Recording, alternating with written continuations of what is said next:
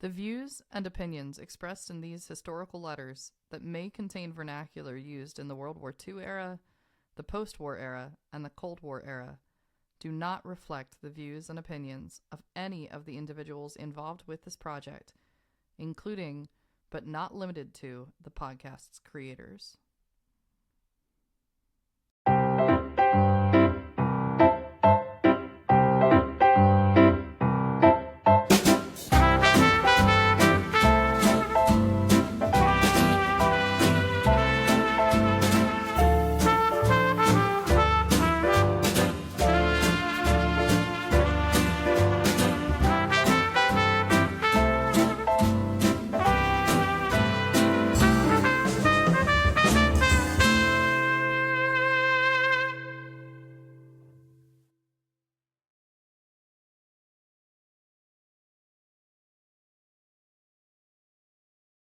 Morning, Jamie.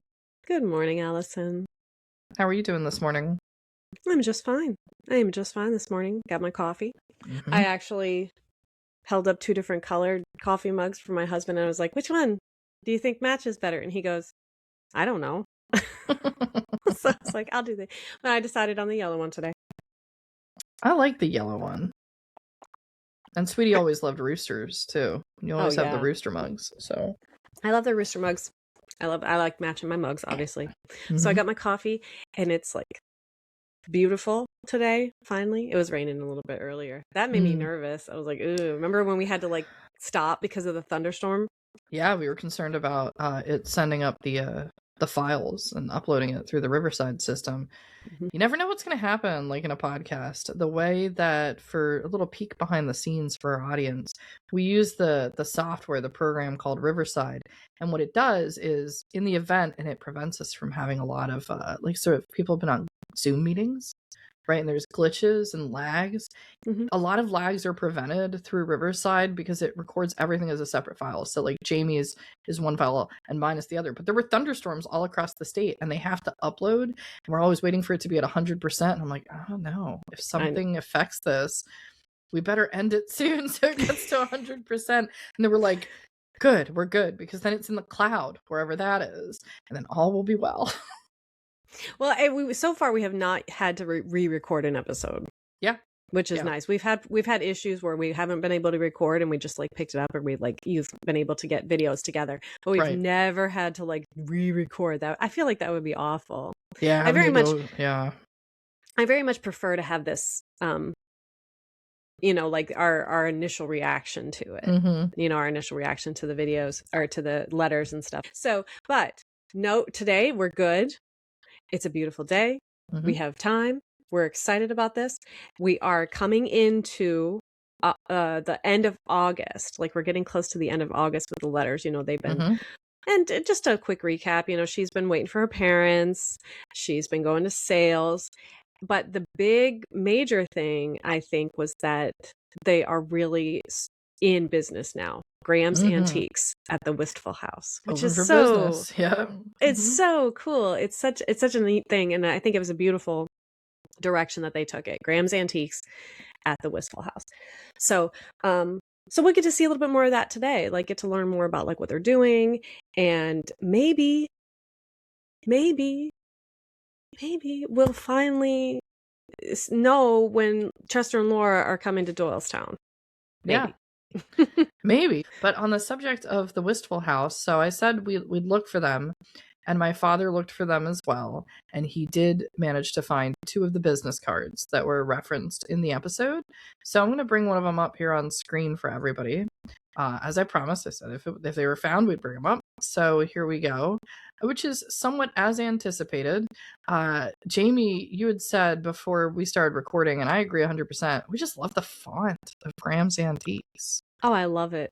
It looks really nice. It looks really nice. And like having the little Wistful House underneath it, like she said, it kind of invokes this like curiosity, like, oh, yeah, where is that? Well, I want to see that. And I think actually with them, that is a huge advantage for them because that house is incredible and is amazing and they're doing work on it. So like people also would, not only enjoy seeing what antiques they have, but getting into the house and being able to see the house. For so sure. that's neat. And then you see the phone number. Yep. 4 digits. That's it. For that party line phone. So you can phone Doylestown 4381. That's how you'd reach the party line to get to Graham's Antiques in 1952. So if you time travel, you have a number you can call. There you go. Also, what strikes me here is with the address, we're still at the time period where zip codes are not being used. We haven't seen them on any of the letters, and we don't see it on the business card either. So just the 363 North Main, Doylestown, Pennsylvania. That's it. I'm curious to see when the zip code's going to start, honestly. I hadn't seen that. That's odd. So have you, I know you're in 54 now, transcribing letters. Have you seen any? You haven't seen any? Not yet. Not 54. But these are beautiful. And I think that they actually, these turned out really well. Oh, yeah. For our audio listeners, I'll get these online. You know what? I think I'm just going to start a new photo album that's just Graham's Antiques. So as we come across pieces or maybe particular antiques that she takes a photo of that they're selling, that'll be in that album separately. So sort of like the business album, if we will. And this should be the first picture of it. And we'll put up a picture of the house as well there, because then you can see the wistful house in its context. So yeah, but really happy Dad found those. Things turn up. These were not in the attic for once. There's not too much more left in the attic, but I still feel like I keep finding things in the attic regardless. It is, yeah, I think you are going to be finding things. There will be a time when that comes to an end. So I'm not wishing that away. I'd really would. Yeah. It's nice to find these things. Allison texted me when she found these, and I was like, I love it when we talk about things and then you find the things. It's well, Lewis found the things. Yeah. Thank you, sir.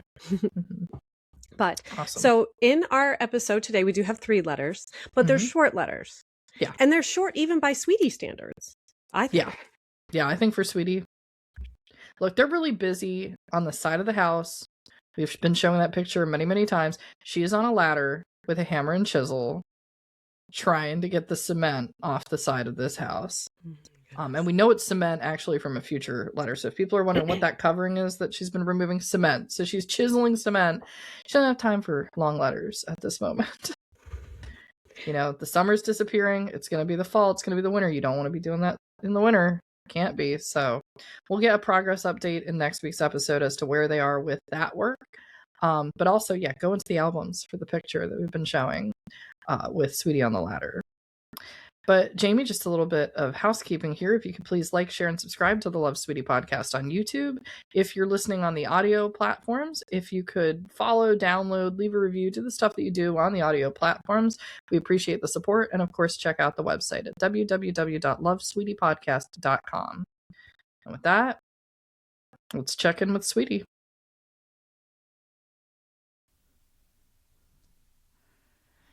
363 North Main Street, Doylesburg, Pennsylvania, August 21st, 1952. Dear Girl, received your brief note this noon and was disappointed to find it too short, and as you admit, rather depressing. Here now, this I can't have, and shall expect a note from you in short order, notifying me that the sun is shining again. I was open-mouthed and goggle-eyed to find the folks to not expect to arrive until sometime in October. I think the only thing for me to do is just not plan on their coming this year. I guess you know that this sort of putting off isn't as hard on me, being a Demery and used to this sort of thing, as it is on Lou, who plans something and then fights all hell and high water to get it done. There is a possibility of his being sent out on cruise, which I dread with all my soul and being. And he hoped to be excused from it by saying he was expecting the folks from the Midwest. And who knows, somebody might turn soft-hearted and let him off the hook. Dreamers, aren't we? I may be crossing my bridges before they even come in view. They hadn't written me that they didn't expect to get away until October. Guess Papa thought it was bad psychology. Can't imagine what sort of arguments you could have presented about taking KM and R to Frank's that would cause you delayed distress, but doubt if it is worth your while to feel so blue about it. I thought from the tenor of your letter that something was amiss, as I've grown now, so that I can read between your lines, and will say I'm glad it is not difficulty between you and Glenn that causes you the anguish. You may as well learn, dear girl, that you're beating your head against a stone wall when it comes to certain things. And I'm beginning to learn from Lou that you may as well shrug your shoulders and say as Scarlett O'Hara did, I'll worry about that. Not tomorrow, but when I've exhausted the supply of things to worry about. As far as being diplomatic is concerned, Lou thinks I should read How to Win Friends and Influence People, as I get so wrought up over Miss Darst at times. However, I think both Glenn and Lou, if I may be so bold and Batinsky as to say so, could stand a few good lessons in family loyalty and stick togetherology, as Lou is inclined to dump into my lap all responsibility for any discussions we may have. I think he doesn't give me credit for taking what I do from her and handing it back only occasionally. I admit that sometimes I jerk me up by the scruff of the neck and say, Why, look-a here, she's 92 and has already lost half her buttons. I've got to remember that, and that I'm only a third as old as she is, and be more patient, and then I turn over a second or third volume and try wholeheartedly to be better to her, and more patient, and do so for some time until the straws pile up, and she adds the last one to topple the pile. I think perhaps part of your trouble is trying to do 2 jobs at once, and that is hard on you from every viewpoint. I don't think either of you should worry about the housework to the point where you are working too hard to keep the house spanking clean and try to do night duty besides. You just can't keep yourself in good enough condition physically to feel fit emotionally, and I've come to the conclusion that life is just too darn short to worry constantly over trivialities. I've come to the conclusion that as long as we can step high enough through the rubble to get from one room to another, I'm not going to worry. And Lou is coming to agree that if I'm to do his bidding and spend an entire day at a sale to get a piece he wants for the shop, then he will have to go along on bacon and eggs for supper, and he is very amenable on such things. Miss Darst is even getting used to my ma-kettle tendencies and doesn't go around grumbling and talking under her breath so much about the things that are left laying around. She does, I will admit, get upstairs and scrabble. I think that is the only word to describe what we hear, around making a big show and pretense of cleaning her room, but the result in the end compares favorably with what our rooms look like, and so I don't worry about that either anymore. I shouldn't wonder that it will be a good thing for Mama when the kids do go home, as I suspect from Papa's letters that they are both full up to here with their antics. Some things that Papa has written me has been enough to make my hair stand up on end, and yet I've had to refrain from commenting on their tactics as I try to include Florence in the family journals. Papa has written to me that more than once Mama has sat down and cried over their lack of responsibility to just anything. You know that is hard on Mama, and I'm worried about her Parkinsonian disease progressing to the point where it is not only a serious handicap, but also a depressing thing to face. I assure you, if they come here in October, I'm going to fight like the dickens to make them stay the winter, as they'll stay until November at least, and while our winter seldom starts before Christmas, you know what weather Iowa and Illinois have in November, and the roads would just be too hazardous for them to go home again. I am not so shocked as you might think, though, as I had a letter from Papa saying that he and KM had the flu, and he thought his rapid and irregular heartbeat would finally get him. You are probably worrying about his lack of concern for himself, and as a result, for the rest of the family. I feel worst for Mama, as she is a worrier anyway, and must match his disregard daily. I doubt if I'd be able to put much diplomacy into practice if I were there to watch him too, so don't feel too badly about scolding, and if Papa brings it up again, you tell him that I've already commissioned you to do double nag duty for me in absentia. Well, since I've started, I might as well write a brief family letter before Lou gets home, and in so doing, bring you all up to date at once. Don't feel bad, dearie. Tomorrow's another day. And as Louis says so often, let's just forget what happened yesterday and start out fresh today. Good philosophy for a little one, don't you think? If there is harmony and happiness in your own apartment, the rest of the troubles don't seem so insurmountable. And that, I confess, is why I thought you were feeling bad over the other. You'd naturally feel worse if you were at outs with Glenn. Or if Glenn is at outs with you. Looks to me from where I sit that you'd better get dismissed from caring for Gordy and go with Glenn to spend a day or two at Emmitsburg to get reacquainted and catch a few fish. A brief renewal of the vows you took a year ago. Wish I could. Don't worry, girlie. I'm with you. Love, Sweetie. P.S. Glenn, old bean, you needn't bother to write this time and tell me to mind my own business, as I'm already well aware that I've overstepped the bounds of ordinary correspondence in some of my foregoing remarks. However, if you take them in the spirit in which they are intended, no harm shall be done either to you or me or to Jeanne. I do not intend this to sound as though I'm lining up with one of you against the other, nor am I trying in my not too subtle manner to shame either of you. I wish I could put into words just what I do feel, as I find when Lou and I are happier than most. I think so, anyway. I just want to spread a little of it around, and why not start with my own? No offense, old bean. No offense. I love this letter so much. It was short, right? Mm-hmm. Like you can tell it's short. Yeah. But what was your the Doylesburg thing to start it off? Yeah, just right from the beginning. Mm-hmm. Yeah. She was in a mood today. She was in a like a jovial, I don't know. She was happy. Yeah. The sun is shining. I think that's helping her. We were just talking about that. Like, it's nice to like have the sun out again after some periods of rain, and it's just been kind of crazy. And she's of course been working outside. It's interesting how we're in August, she's in August. You know, we're leading into the fall. We're leading into the pumpkin spice weather. I don't think it's out yet. I think it's soon. It will. Yeah, I think so. At the end of this month, soon. I think. Yeah, it's starting to come. So she's looking at all that, and then she must have gotten some sort of letter from Jeanne, where she's a little concerned about like how things are going with Jeanne's and Glenn's relationship. Mm-hmm. And in addition, this commentary about what might be going on at home. We finally do get the update, at least at this point. Like, if her parents are coming, it won't be till October. Mm-hmm. So. And then she just goes into her various pieces of the commentary there. There's just so much to pick apart here. The little parts about Mrs. Darst. I mean, just well, I want to start at the very beginning because I think this, as soon as I saw this, I was like, because she says right here, she's like, the sort of putting off and putting off. They're used to. I was like, Chester has never ever made those chairs for Laura, as far as I know. And this is like some season 1 stuff. So yeah, I was like putting off and putting off. This must be something that he is known for. Yeah. Or that, you know, so she's used to it, but she's like, Lou is not this way. So this goes against like his nature. And so this is bugging him. And then she's dealing with that, you know, and there's really nothing that she can do about that either. And then I love this, you know, like, don't count your chickens before they're hatched. She writes, I may be crossing my bridges before they even come in view. I'm like, oh. I love that phrase. I've never heard it before, right? That's beautiful, right?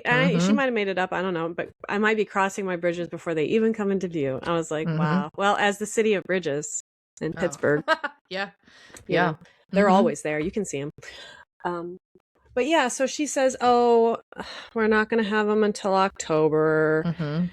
And you know, I think that she feels that Jeanne is also dealing with some things where she's like, you know, feels kind of powerless. And she's like, there's some things that you just can't control. And you can see her like maturing that way and having that understanding. So it's really cool. I love growing up with her. Yeah. You know, yeah, it's definitely, you know, she puts it on paper so elegantly, what everybody kind of goes through. And I think she's adulting. Oh, yes. This is like narrative adulting. Like, we cannot get to everything. We're going to have to make certain choices about what's important, what's not. And she takes, as she says, the Scarlett O'Hara attitude about the whole thing, which is, of course, her favorite book, her favorite movie, most of that generation's favorite movie, simply by way of, like, it was so massive. And she's doing this fiddle-dee-dee attitude throughout. And she jokes. I love how she has this narrative ability to sort of line up a joke for like the punchline at the end. She thinks that you know, there might be something going on with Jeanne, but she's not worried, right? And that's good. And she, you know, she talks a little bit about Miss Darst again, obviously, because that's what she has to deal with that she can't control.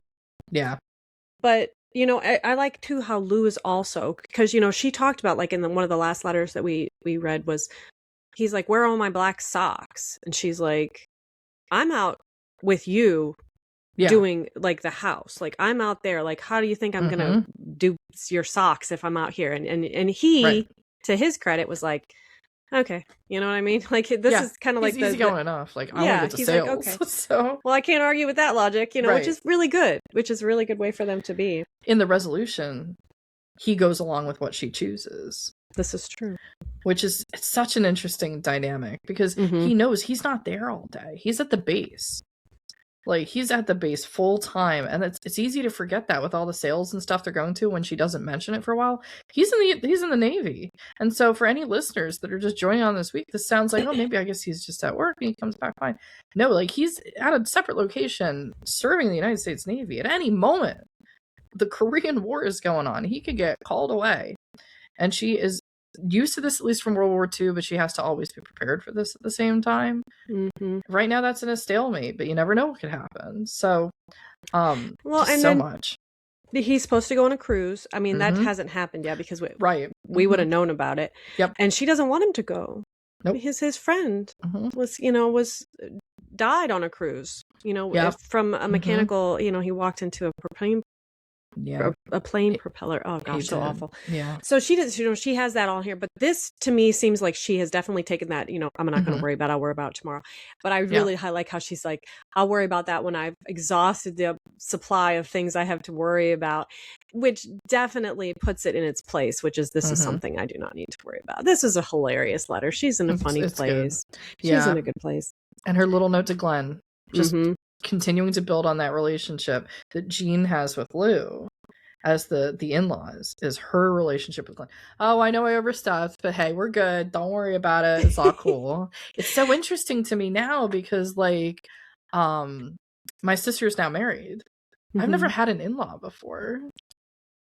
And so this is like a completely new world. And like, I'm obviously like trying to be the best person that I can be around my sister's husband and his family, because this is the first interactions that we're having, but we have relaxed to the point of just like, not trying to like be too perfect. And I think he was trying to do that at the beginning too, because he's trying to impress, like my parents and stuff like that. And now it's like we're just actually talking. So I feel like kind of my relationship with my sister's husband is very similar right now to Sweetie's relationship with Glenn. Just like, don't worry about it, old bean. Like, I probably overstepped in saying some stuff, but it's fine. Like, we're good. We're cool. Yeah. She's like, exactly. That's exactly the attitude. And that is so fun that you're like having that same, and then, you have this as kind of almost a little blueprint about that relationship. It's really fun.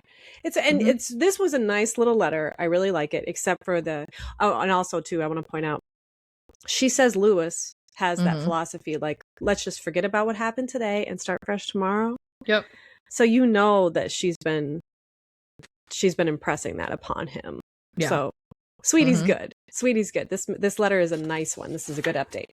So, and then she does say, well, since I already did this letter, I might as well go ahead and do a family one on the same day.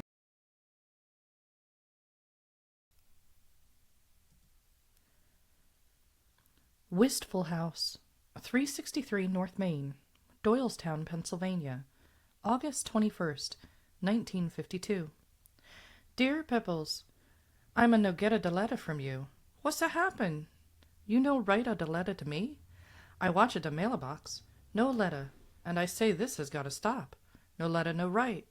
You got to get it a busy and get it a letter to me. So how's the family? I guess everybody must be all right, or I'd have heard otherwise, wouldn't I? We're all right, except for me and my headaches that I've decided are due to a sinus disturbance and some allergy to the pollens in the air right now.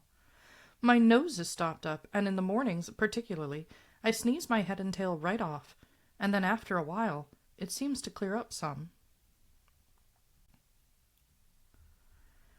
There isn't a great deal to write you, but as I was dropping Jeanne and Glenn a short note, decided I might as well get a family brief off to the rest of you. Marguerite came home from Texas on Sunday the 17th, if my memory hasn't failed me. She had a most unfortunate experience and just about didn't live to tell the tale. Seems as though on the 10th of August they planned a family picnic, and she put one of her brother's kids up on her shoulders and waded out into the creek with him. Stepped into a hole they didn't know was there, and the kid got scared naturally. got a vice-like grip on her neck, and she couldn't get him loose to call for help, and she couldn't get out of the hole. And just as she thought she would have to give up, another niece pulled them both out. She didn't require artificial respiration, as I understand it, but being of a rather nervous temperament, she did require some medical attention to get her straightened out. However, before she was out of the water, she said she had a terrible pain in the top of her head that made its way down the back of her head and into her neck. It lasted for a week, and when she came home by plane, got quite airsick for the first time, and thought for a while she wouldn't be able to go to work. But G-Mom has called her in the last day or two, and she is better, though not entirely rid of the pain or the nightmarish remembrance. One of the actors, unluckily for him, but luckily for Joe, developed a big carbuncle in front of his left ear bad enough to require minor surgery, and so Joe got his role. It is a bigger and more dynamic role than the one Joe was originally scheduled to play, and so Joe is playing it with all stops out, in the hopes that it will lead to something better in the future. The play is Jezebel's Husband, starring Claude Rains, and we are all hoping that some producer or director will be impressed enough to offer Joe a good part in something in New York. His reviews have all been good for the season, and Joe has the talent or gift for getting along well with almost anyone. And the family is all lined up with fingers crossed in hopes he'll get a break now. Elizabeth and G-Mom are busy as those cats on a tin roof getting ready for their 3 weeks vacation at the shore, which begins on September 7th, I think. They are trying in between diapering kids and cooking meals to make some attractive clothes to wear to promenade the boardwalk, and I suspect the final results will be a good time was had by all. We are invited down for a week, and if Louis isn't yet in school, I think Louis goes back to school on September 8th, and as there is the usual problem of finding someone to look after Miss Darst, we may have to content ourselves with just 1 day's jaunt down. You must stop and think that Elizabeth has to take a truckload down with her, as she has to take the kids, 3 cribs, and mattresses along as well as all their clothes and valentines. I wonder that she has the determination and energy to see it through. About the time I got them all washed and starched and packed, I'd be ready to give up the spook and stay at home. Guess we should have quit while we were ahead. I wrote you the sad saga of our dog. Well, after much deliberation and thought, Louis has decided he no longer wants a dog, but instead is campaigning for 2 other pets. You should excuse the expression. Now he wants an elephant. He'll name her Sugar, and a horse, as yet unnamed, 'cause they'd be so nice to play with. And besides, an elephant might come in very handy. One might have come in very handy for us last night as we were delivering a table for a woman gratis, and when we started to leave couldn't get a glimmer from the car battery, and so after much heaving and puffing got it to the brink of a hill, where it rolled fast enough to get it started, and to a gas station. Guess the battery is about kaplook, but hope it will recharge enough to go for a while. In spite of the weather, rainy and cloudy, there have been several people in this morning, and I gave a dealer a good buy on 2 wall bracket lamps and a footstool for the sake of goodwill. I find that a lot of the traffic is a dealer out to find a good buy, hence there is much down and haranguing before something is sold, but I don't really mind as we go and do likewise. I don't as much as Lou does, and I figure we've priced our things cheaper than practically anyone else, and so point that out to those who try and usually make the sale as quickly as if I did lower the price. We have a lovely long leaf drop table in on consignment to sell, but I'm considering asking the woman to come and get it, as we looked it over carefully last night after it came, and find it is almost a forgery from start to finish, and we feel that if we are to be regarded as legitimate and dependable dealers, we can't risk selling it and have it boomerang back onto us. She says she has $92 in it herself, and put the price at $145, and we'd split the difference of the profit. Well, that in itself wouldn't be bad if the table were all she claimed it to be, but it isn't. Those beautiful long leaves have most definitely been pieced. 1 leg has been replaced, and done by an amateur besides, and both Lou and I are afraid to sell it. I hate to tell the woman she got took, but she surely did, or else she knows the score, and we're the ones about to get took. I understand there is a circus in town tomorrow, and am tempted to go and take Louis. He hasn't been to a circus since that time we all went in Des Moines, and he is begging me to take him. If there is a matinee, I shall try to do so, but you know Friday night is sale night, that we attend just as regularly as Friday rolls around, and I'm not sure I could break Lou from his habit pattern to take him otherwise. Well, I haven't had many letters lately. Hint, and so haven't much to say in the way of comments on your daily happenings. We haven't made any spectacular buys lately, and the sales are in their slack season. Lou's been working on the house as much as he can, what with keeping the lawn mowed, and the usual Johnson to refinishing and paint cleaning. We get many, many compliments from the people who stop at the house, and I must say I'm right proud of us for our undertaking. Well, love to all of you. And if you want better letters, you'd better write a few. Love to all. Sweetie. Yeah. And I'd just like to say, right at the beginning, that I know that this letter far predates George Lucas' Star Wars films, but I felt I was channeling a good Jar Jar Binks at the beginning there. You were so Jar Jar. That was very good. I couldn't. When I read it, I'm like, oh, what is she going to do with this? And it's perfect. Channel Jar Jar. Yeah. She's in a good mood. Yeah. She's not feeling that like depressing feeling where it's like, oh, I have so much to do. Oh, there's so much poison ivy. Haven't heard about poison ivy. Right? It's been a while. That's good. She probably just stopped mentioning it. She's probably covered. Yeah. But oh man, that beginning of that letter. But she did say Doylestown instead of Doylesburg. But then she announces the address as Wistful House for the first time at the very beginning of the letter. Lewis wants an elephant, and I was thinking at the end of the letter, if the circus is in town, I wonder if he's particularly got elephants on the brain, because he's like, I'm going to go to the circus, and that's an opportunity for Mom to buy me an elephant. That would be something. I could see him coming to that reason, like being like, yes, this is how I'm going to do it, because he's a problem solver. Yeah. So poor Marguerite. So let's just really quick touch on Marguerite. Marguerite is because we did like delve a little bit into her personal life. So she is married to Joe, that is Lou's older brother, and she is originally from Texas. Yeah. So her mother, who's down there now, has a big ranch, cows and whatnot. She goes and visits her. Her mother's dealing with cancer. So she does try to spend some time, and she's able to do that because her husband Joe does a lot of summer stock, so he's away for the summer, acting in plays, as we saw, which it seems like maybe he got a little bit of a break. He's trying to get his big break. Obviously today the name Joe Graham is not well known as a famous actor of the 40s or 50s, but he was doing a lot of theater in this area, and he is in small roles in plays with a lot of big names. Yeah. So he's one of those just like actors in the background that if we were like streaming Netflix and he was alive today, you'd probably see him in like all like the smaller Netflix movies as like one of the side characters. Or he would be in all like the Law and Orders. Yeah, he'd be like one of the guys. Yeah, in like all the Law and Order franchises, you definitely see Joe in that kind of role. Yeah. But I mean, just the volume produced and the volume put on film is, of course, so much significantly lower than what it is today. He would also have like a YouTube channel. He'd be doing tons of stuff. Oh, he would have a YouTube and a TikTok. He would do things. He'd be all over social media about everything. But yeah, this whole section about Marguerite, we talked about this in a previous letter. Finally, I went. It was hard to really find information about Marguerite because we didn't even know her maiden name for like the longest time. And I asked about it, and then I had to go really look into the records to confirm that was even right information.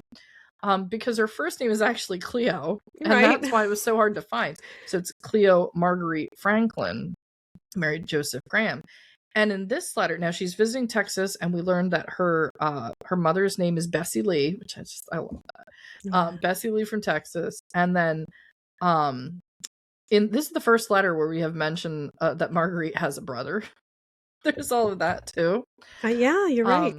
Hadn't talked about that in the previous episode because it hadn't been mentioned yet in the podcast, but now it has been mentioned in the podcast. And I did find some information on the brother. I'm like, wait, since when did Marguerite have a brother? He's been in Texas the whole time, and he died in Texas. The town that they're from, if anybody's listening from Texas and knows about that town, is Doucette. That's Doucette. I'll put it up on the screen, the name of the town. And her brother's name is Otho, which is very unexpected. It's spelled Otho. So sort of like Otto. And at first I thought it was pronounced Otho. But then I mentioned it to my dad. And I was like, did you know Marguerite had this brother? Like, it just came up in the letters. Otho Wade Franklin. He's like, oh, Uncle Otho. And I was like, what do you mean Uncle Otho? Like, so he was aware of Uncle Otho? Yeah, I was just casually chatting to my mom about Marguerite, and she met Otho as well. So, like, Otho is apparently a very interesting individual. They met a handful of times. He would just kind of come into town unannounced. He would, like, visit unannounced, and it'd be like this whirlwind, apparently. There was, like, he's just, like, this mysterious figure. And that's probably why we haven't heard about Otho too much. Now, Otho Wade Franklin Sr. is Marguerite's father. There's a whole story there. We've also known from the letters that Marguerite's mother is married, I think this came up in the letters already, to someone else. So Otho Wade Franklin Sr. did leave his family. This is in some of the histories here, and like it is what it is. But Otho Wade Franklin Jr. is her brother. And then of course Bessie remarries, and so that's who she's with now. And so Marguerite has this stepfather that we haven't really, you know, heard about or anything like that. But that's what's going on there. But yeah, all of a sudden, oh, Uncle Otho. That's great though. I told you, like, Otho was like, I was like, why do I know that name Otho? Why does Otho sound? And it was in the Beetlejuice movies. Like right. And he was a mysterious character too. But Otho, yeah, I was like, Otho, that's right. So there is, okay, so moving on with her with like the updates she's going through, she says that G-Mom and Elizabeth are getting ready to go to the shore. This is how she operates. This is the deal. Yeah, this is the ongoing deal with the marriage. Yep. So, and there was something that she said in here that she has mentioned before when she was talking about making suitcases for Glenn and Jeanne. Then she was like, I'll make these suitcases that have like just your all your pots and pans and stuff in them and all your linens and things, and then you can just grab those and your Valentines. Yeah. And then she mentions this here too. She's like, all their clothes and their Valentine. I'm like, what does that refer to? Really good question. Like, I think maybe this is an inside joke. Like, I'm thinking maybe like toiletries or something was labeled as Valentine's one time, and they're like, that's the Valentine's. Don't get into that. That's the Valentine's or something. Because she even puts it in all caps. So I've noticed she did this twice. Joke. It's some kind of inside joke. I'm not finding it. Like, does it mean packing your eyes? I put in, what is packing your Valentine's in the 1950s? Is that what you put it? Did you ask the AI? Yeah, I asked the AI. It's like, Valentine cards look like this. And I was like, okay, great. It's an inside joke. It's like, I don't know about your sweetie-isms and your inside jokes from the 50s. Like, I don't know about that. So it must be some kind of inside joke. But I like wondered about it. You've noticed it too, right? Yeah, it's come up a number of times. All right. Well, that was something. One day we'll be on the inside of that joke. So. I mean, I'm guessing that it was probably just like toiletries or something. I don't know what else you pack. Probably. You know, you get clothes and whatnot. But anyway, so they have I like how she's like, this person gave us a bad table. Yeah, and we don't want to be known for that. So that's good. That's like speaks highly to their character and their integrity and how they want to run their business. So I'm wondering how that's going to go. Oh, but that's it basically. Yeah. Wow, that's basically it. Like. Yeah. Weird. I know. Well, she split up her letters. This is really one letter. They're on the same day. They're both written on the 21st. She's got the content to Jeanne, going only to Jeanne and Glenn. And then she's got the content to the family. So it might be split between two letters, but I think when you take the two of them together, it's like, okay. She did write kind of her big family circular. She was just very particular about who got what pieces of information. Well, she always like would say too, she's like, I've written this huge thing and now Jean's getting the short end of the stick because I haven't been able. So she took care of that first today. She's in it. This must have been a really good day. This is just a good day. So. Well, those were our first two letters. Those are very nice. And then she does write, and she writes to Jeanne again. Oh, I like these letters.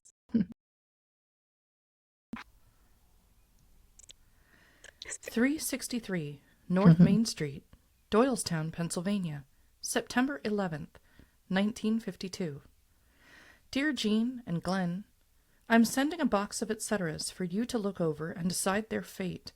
In the very bottom you'll find the new slip and 3 pairs of pants that I bought on trial. If you like them, I can get more, but thought you'd like to pass judgment on them first. The slip is without shadow panel, that I know you ordered, but but it is such nice heavy material. I wonder if you'd need a shadow panel even with nylon uniforms. The pants should be amply baggy, but you let me know. I'm sending also 3 pair of my own used ones that I don't like. If you don't like either, pass them on to sister or nanny. Since Glenn feels you're taking advantage of him by wearing his shorts, I'm sending you 2 pair that you might be able to use. There are several items of Lewis's outgrown clothes that you can pass on to sister, for D and possibly M too. I bought 3 combs like that clear lucite one for 25 cents and thought I'd share the bargain. I can probably get more if you or sister or mama wants them. This lady who sells me the underwear doesn't have any great bargain in brasiers, so I'm just sending along one that Elizabeth discarded in my direction. If you can't wear it, pass it along to anybody who can. I have a good many of Elizabeth's discards that I'm anxious to pass along to you, but feel the shipping would be troublesome, and would like to wait for the folks to come and cart them away for me, but will send you some if you feel the prospects of their trip are dimming. Since I've been so negligent in writing lately, you should get in touch with sister for me, and the folks too, if possible, to let them know we're all right, except for the adjustments to school again, and the usual million jobs to do. I'll make myself right in a day or 2, but Lou was off the first of this week, and we worked hard on the house, and now I've got things piled higher and deeper and can't clean up the C&C until more is accumulated. Let me know when the box gets there, and write, of course. I'll try to get a family letter off soon. Love, Sweetie. So, what does that mean when she says, I can't clean up the C&C until more is accumulated? What does that mean? I thought it had something to do with clutter. I can't, but it doesn't quite make sense in the context she uses it. Right. That's what I was like, what does this mean? I don't know. She references it a couple times. Eventually, that one will come to us. I love that this is primarily a letter where, like, we remember a few letters back or a few episodes back, we had the whole, does anybody want some jerseys for the kids or, like, articles that can be worn? We have to remember that in the 50s, it's still a society of, like, everything's kind of going to normalizing sizes, but there's still a lot of tailoring going on. Clothes are expensive back then, and undergarments particularly so. And she's like, I can get good deals on undergarments. Actually, in the next episode, she's going to write about a whole section on picking up undergarments again. And honestly, it's one of those things that in the history books, like, it would just not be commented on by most historians. Yeah. You really don't want to. It's kind of like a taboo. We have a thing at my house when we eat dinner. We don't discuss disgusting topics during dinner. We say that's not table talk. So that's not table talk. You don't want to be grilling somebody about their underwear choices and things like that. Yeah. I did actually look up jerseys and stuff. I was like, what did these look like? And usually the striped jerseys. You remember the 50s? Like if you ever saw movies like Grease. Oh, there we go. Grease. There, Grease. I thought Grease was, I guess, poodle skirts. Yeah. Yeah. Yeah. I think Grease is later. Is it supposed to be 50s? I think that, let's ask the... Yeah, when's Grease supposed to be set? Because that's the leather jackets and stuff. Grease setting. Yeah, I'm pretty sure it was the 50s. 58. No, it is. It's late 50s. Yeah. But yeah, so you're right. This is talking about like that kind of stuff. Was not typical. Yeah. So yeah, we just kind of get this little insight to how things are. I love it for history though. Yes. Because how much content really survived that's going to be published that's talking about things like this. You know, I used to do some historical, they call it living history, but it's reenactment. And when you go to get reenactor clothing, the question immediately comes up, and we're like, wait a minute, what am I supposed to be wearing under this? And then some reenactors, they want to be as authentic as possible, and they wear it as it was worn at the time. Changes your whole perspective, something so basic that's just taken for granted. But yeah, in the 50s, I feel like there's a lot more construction with certain pieces, especially for the women. We're coming from the age of corsets, right, to what we have today. And this is that we're definitely out of corsets. But when she's talking about what Jeanne wants and the slips, I haven't remembered like a lot of slips since I was a kid, but like we're thinking about those white nursing uniforms, and she's talking about, oh, it's a heavy material. You want a panel there. they had all these regulation things that they really had to wear to have that pristine image. We can see in our heads very clearly, I think, the image of a nurse from the 50s. Oh, yes. And how perfectly tailored they look. Imagine wearing all those uniforms and all of that very, you know, structured wear, and then the slips, right? Like underneath the uniform. And so she's trying to pick that up for Jeanne. I love that insight behind the scene of just even the nursing uniforms. And so she's like, oh, here's this thing. So maybe there's a few people in our audience that that really like fashion of the time. This is one of the Sweetie's documents are some of the rare documents that really get into what everybody's wearing, you know, that can't be seen in the pictures. Yeah. Yes. And it's very like it's just very odd to me. These kind of, I feel like we're not done, but we are, because they're so short, you know. But you see what she did. She wrote on August 21st, and then she didn't write again till the 11th. And we know Lewis went to school, so she had to make sure he had all his clothes, and they grow like weeds at that age, so she probably had to replace nearly everything. So yeah, so this was a nice update, and also kind of was like we kind of like, hey, sweetie, Chester and Laura coming? No, not yet. Okay, good. You know what I'm saying? All right, we'll see you next week. So that's kind of what it feels like. But that was the end of the letters for today. Bye, everyone.